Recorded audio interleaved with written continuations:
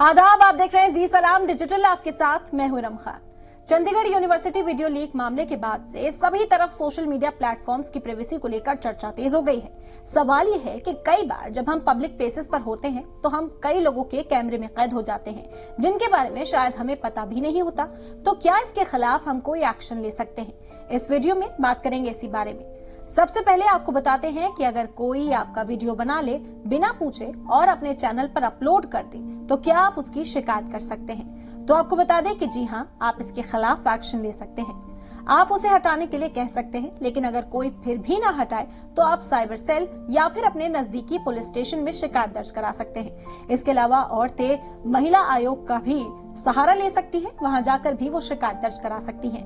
आजकल social media पर एक और ट्रेंड है प्रैंक वीडियोस का।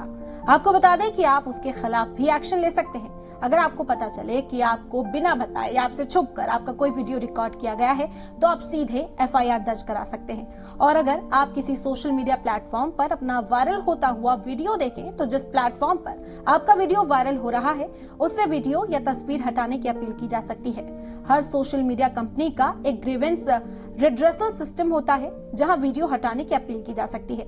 आपको बता दें कि नए आईटी रूल 2021 के मुताबिक फेसबुक, व्हाट्सएप, ट्विटर समेत सभी सोशल साइट्स को हिंदुस्तान में अपने ग्रीवेंस अफसर को अपॉइंट करना लाजमी है। 24 घंटे के अंदर सोशल मीडिया प्लेटफॉर्म पर दर्ज हुई शिकायत अफसर को एक्सेप्ट करनी होती है और साथ ही 15 दिनों के अंदर केस का निपटारा करना होता है। तो किसी तरह की ज्यादती से आप ना डरे।